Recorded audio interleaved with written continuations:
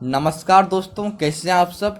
दोस्तों, आपके सामने एक क्वेश्चन है। सबसे पहले आप क्वेश्चन पढ़िए। देखिए, समजात तथा समरूप अंगों को उदाहरण देकर समझाइए।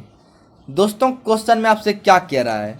क्वेश्चन में आपके दो अंगों के बारे में आपको दिया है, ठीक है, और आपको कहता है कि इन दोनों अंगों के बारे में बताइए, साथ साथ उदाहरण भी दीजिए, ठीक है।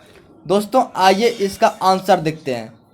यहाँ पर देखिए, समजात अंग के बारे में पढ़िए। देखिए, अंग जो उत्पत्ति तथा संरचना में समान होते हैं तथा कार्य में भिन्न हो सकते हैं, समजात अंग कहलाते हैं। दोस्तों, याद रखिए, ये जो आपका समजात अंग है, इसके बारे में आप हमेशा याद रखिए। ऐसा अंग जो आपको दिखे कि वह उत्पत्ति तथा संरचना में समान हो, ठीक है, लेकिन जब हम कार्य की बात करें तो कार्य में भिन्न हो सकते हैं, ऐसा अंग आपको दिखे वह समजात अंग कहलाएगा, ठीक है। अब इसका उदाहरण देखिए, एग्जाम्पल, पक्षी के पंख तथा घोड़े के अग्रपाद।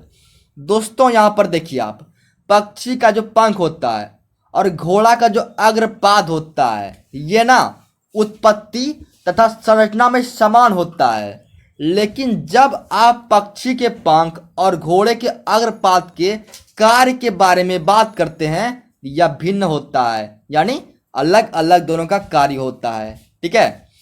अब नंबर 2 देखिए, मनुष्य की बाजू तथा गाय के अग्रपाद।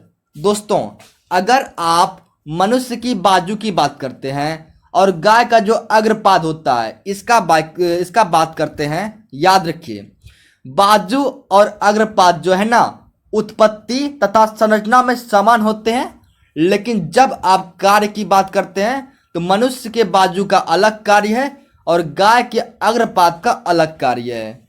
अब नंबर 3 देखिए, मेढक के अग्रपाद तथा पक्षी के पंख। दोस्तों, मेढक का जो अग्रपाद होता है, ठीक है, और जो पक्षी आप देखते हैं उसका जो पंख होता है, इसका उत्पत्ति और संरचना समान होते हैं, लेकिन जब हम कार्य की बात करेंगे तो पक्षी के पंख का अलग कार्य होता है और मेढक के अग्रपाद का अलग कार्य होता है, यानी कार्य में भिन्न हो सकता है या फिर होता है, ठीक है। अब हम समरूप अंग के बारे में बात करेंगे। यहाँ पर देखिए, समरूप अंग वे अंग जो समान कार्य करते हैं। देखिए दोस्तों, यहाँ पर समान कार्य करते हैं तथा देखने में भी समान है, लेकिन उनकी उत्पत्ति और संरचना भिन्न है, समरूप अंग कहलाते हैं। दोस्तों, इतनी सारी बातों को आप समझिए एक बार फिर से। देखिए दोस्तों, आपको ऐसा कोई अंग नजर आए जो समान कार्य करते हैं, मतलब एक तरह के कार्य करते हैं, और वे अंग जो है ना वो देखने में भी समान है, लेकिन जब आप उत्पत्ति और संरचना की बात करते हैं तो उसमें भिन्न है, यानी अलग अलग है, उस अंग को आप समरूप अंग कहेंगे, ठीक है। यहाँ पर देखिए, आप नीचे देखिए, कीट के पंख तथा पक्षी के पंख।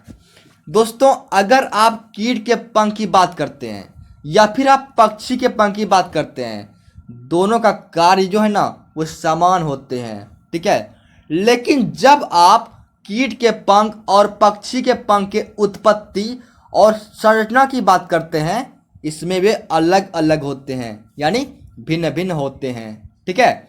अब आगे देखिए, कीट के पंख तथा चमगादड़ के पंख।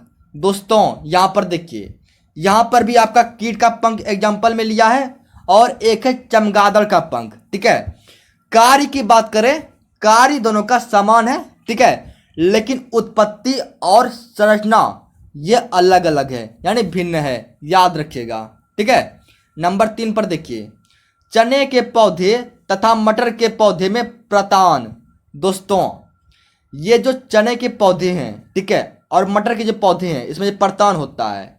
दोस्तों, दोनों का कार्य समान है, ठीक है, लेकिन संरचना की बात करें, उत्पत्ति की बात करें, इसमें यह ना भिन्न है, यानी अलग अलग है। इन सब बातों को आप जरूर याद कर लेना अभी तुरंत, ठीक है। थैंक यू दोस्तों, वीडियो पसंद आए तो जरूर लाइक कीजिए और कमेंट आप जरूर कीजिए, क्योंकि कमेंट से काफ़ी मोटिवेशन मिलता है, ठीक है। Thank you.